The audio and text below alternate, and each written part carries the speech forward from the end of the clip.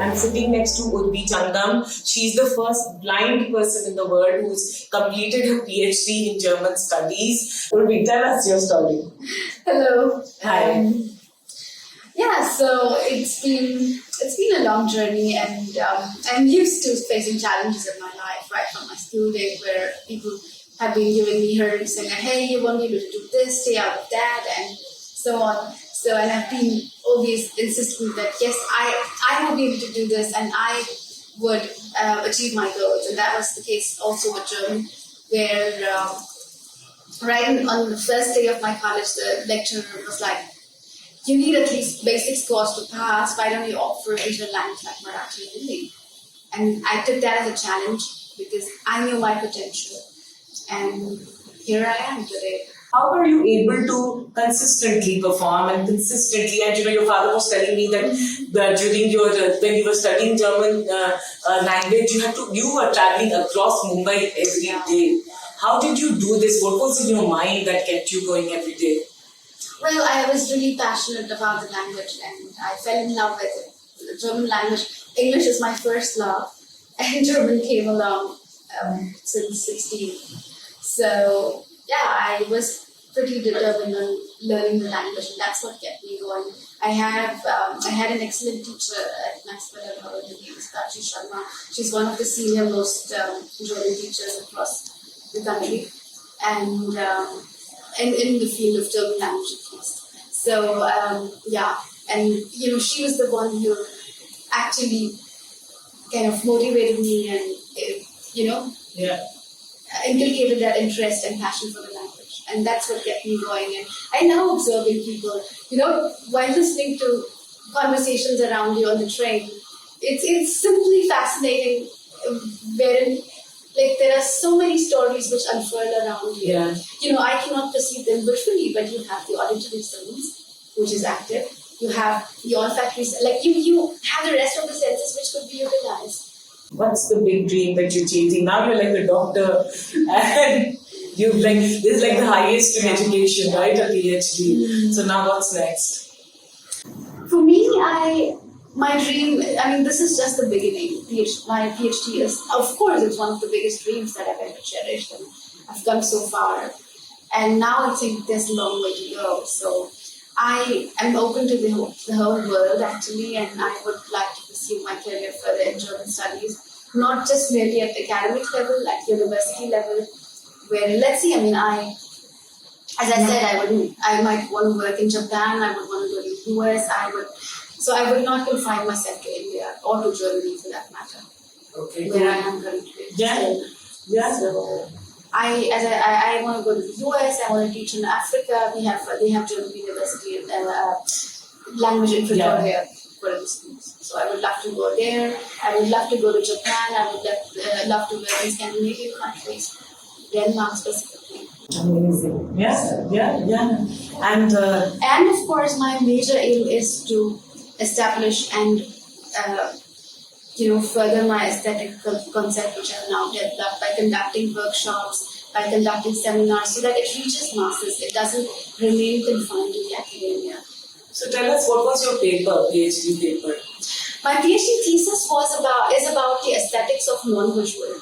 It's basically about, it dwells into how do you perceive as a visually impaired individual, as a blind individual, how do you perceive aesthetically, how do you perceive beauty, and so that was a question which I was confronted with since I was 16.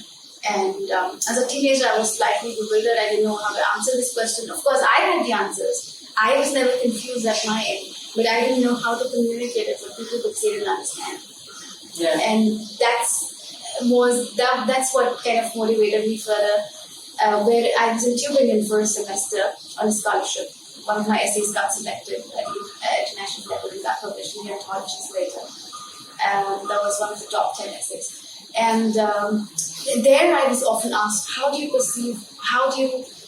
interpret your travel experiences? How do you perceive a particular city? What is beautiful according to you? Right. Yeah. So that's what inspired me to write my current thesis, which is about this aesthetics. I tried to study about research into the theories but I didn't find anything concrete, like substantial, which could explain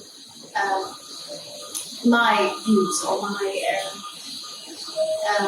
concepts. So yeah, then I decided to opt for this topic as my PhD research, and I started looking for travelogues written by blind Kashmiri authors, which was also a task in itself because they hadn't even noticed in mainstream literature or studies.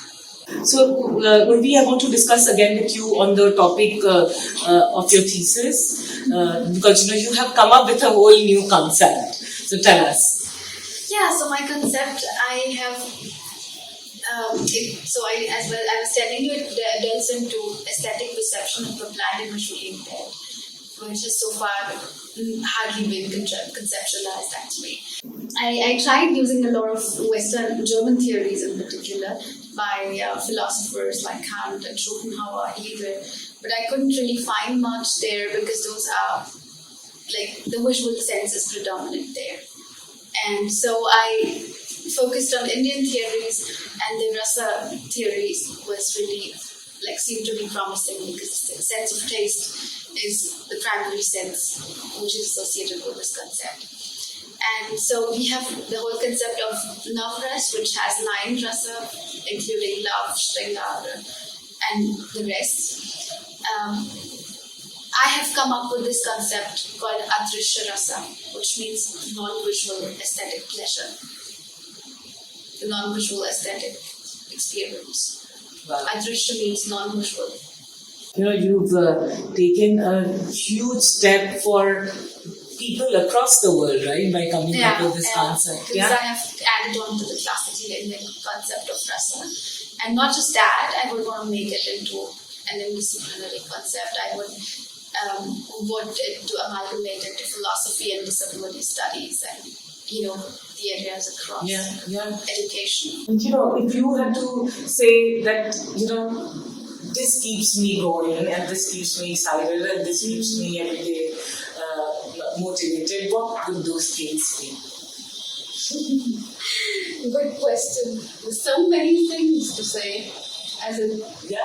Tell us some of those.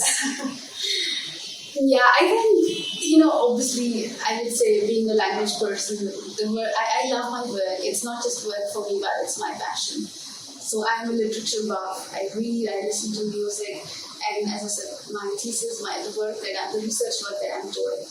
But that's just one aspect of my life. I think what one really needs to understand that you need to live life, live every moment, right from your first cup of coffee in the morning. You need to smell it. You need to hear the birds chirping around you. You need to appreciate those tiny things, and only then life is worth it.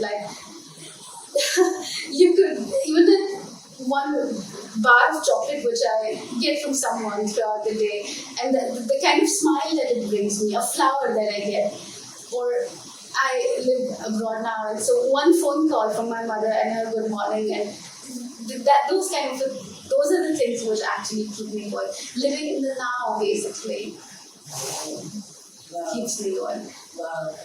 And listening to your story will keep us going. Thank you so much. What an inspiration, Urvi. Dr. Urvi, if I may say so. And to an unlimited world and to amazing awesomeness and great moments. Thank you. Thanks a lot. Thank you. Great conversation.